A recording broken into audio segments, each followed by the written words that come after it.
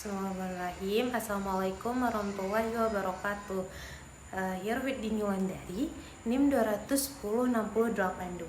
Di kesempatan kali ini kita akan membedah tuntas tentang buku Dasar-dasar Logika by E. Sumaryono. Nah, dari segi covernya, buku ini tuh terdiri dari 128 halaman yang dirilis pada tahun 1998 silam. E. Sumaryono ini merupakan salah satu filsuf yang bergerak di bidang pendidikan. Apa aja isi buku ini? Saya akan langsung nge-review. Dari sekian banyak hal yang penting menurut saya telah membaginya. Di dalam bukunya, E. Sumaryono mengatakan bahwasannya ada yang namanya fenomena sesat pikir. Nah, langsung aja first authors, kita akan membahas tentang fenomena sesat pikir dan bagaimana cara mengatasinya. Fenomena sesat pikir itu terjadi dikarenakan dua faktor. Yang pertama, seseorang dikarenakan kesalahannya mengambil simpulan dari perkataan ataupun sumber berita-berita lainnya. Dari kesalahannya dia menanggapi suatu hal itu, kemudian dia menyampaikannya kepada orang lain, itu dia dapat melakukan fenomena sesat pikir. Disitulah terjadi fenomena sesat pikir itu. Ketika dia mengambil sumber yang salah dan dia mengatakannya kepada orang lain lagi, disitulah terjadi penalaran atau logika yang keliru. Kemudian faktor kedua, dikarenakan seseorang memang sengaja melakukan sesat pikir agar seseorang yang lain meyakini bahwasannya argumentasi atau logika yang ia bawakan itu benar-benar ada, benar-benar nyata, padahal dia sendiri mengkhianati dirinya. Dia melakukan fenomena sesat pikir yang menyesatkan orang lain lagi, dikarenakan dia ingin argumentasinya itu dianggap benar oleh publik, sehingga publik tidak mengira bahwasannya argumen yang disampaikan itu salah. Nah, bagaimana cara mengatasi fenomena sesat pikir tersebut? Di dalam bukunya, E. Sumaryono juga mengatakan bahwasannya seseorang ketika bagaimana cara mengatasinya? Di buku ini juga dijelaskan bahwasannya sesat pikir karena ambiguitas, yaitu sesat kata yang kalimat yang terjadi sangat halus sehingga banyak kata yang menyebabkan kita mudah tergelincir karena banyak kata yang memiliki rasa dan makna yang berbeda-beda. Untuk menghindarinya, jadi kita harus mengupayakan agar setiap kata atau kalimat memiliki makna yang jelas. Untuk itu kita harus dapat mendefinisikan setiap kata atau term yang dipergunakan itu sesuai dengan konteksnya atau tidak, seperti itu. Jadi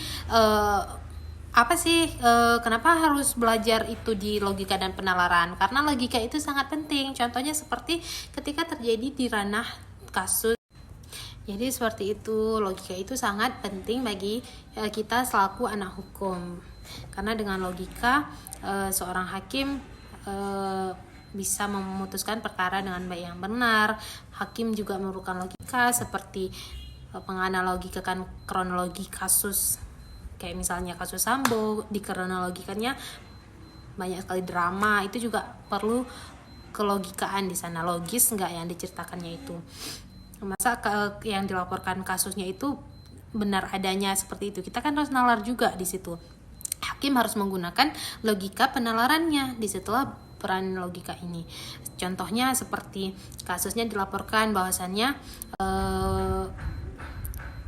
Yosua Huta Barat itu yang merupakan korban pembunuhan dari Sambo dibunuh karena melecehkan istrinya. Apa mungkin dia berani melecehkan istri jenderal?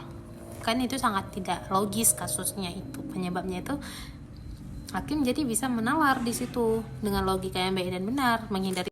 Nah, poin yang kedua, buku ini juga membahas tentang segi bahasa dalam logika. Harus menganalogikakan sesuatu dengan bahasa yang baik dan benar agar terjadi dari sesat fikir, yang seperti poin pertama tadi. Jenis-jenis ilmu pengetahuan bahasa sangat lumayan banyak dan lengkap juga di dalam buku ini. Salah satunya seperti jenis-jenis bahasa sintaksis, kemudian semantik, dan pragmatik. Apa sih yang dimaksud dengan pragmatik? Pragmatik itu adalah ilmu pengetahuan linguistik atau bahasa yang berhubungan dengan pembahasan tentang asal-usul kata, bentuk-bentuk turunan, serta akar dari sebuah simbol atau term. Contohnya seperti rakyat jelata, yaitu seperti dari kata Yunani yaitu demos yang berarti rakyat jelata. Kemudian ada yang namanya semantik. Semantik itu merupakan pengetahuan bahasa juga linguistik yang berhubungan formal terdapat di antara simbol dan makna. Semantik mempelajari makna konvensional kata-kata atau term yang diperlukan dalam komunikasi sosial.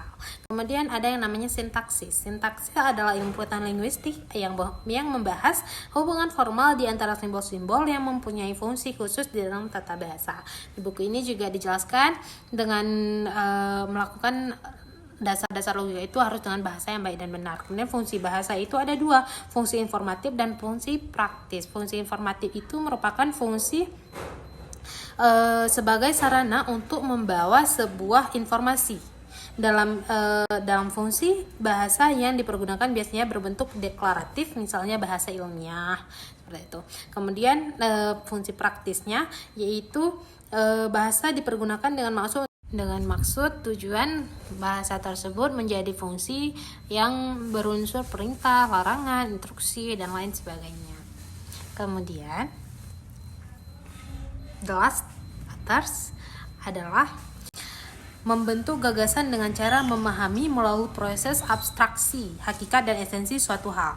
Proses berpikir ini oleh Aristoteles disebut sebagai pengertian sederhana, yaitu sebuah proses mental di mana kita berusaha memahami unsur-unsur esensial segala sesuatu yang kita ketahui melalui kegiatan panca indera. Bila kita memahami hakikat sesuatu, maka pada saat itu pula kita membentuk gagasan atau sesuatu tersebut dengan baik dan benar. Kemudian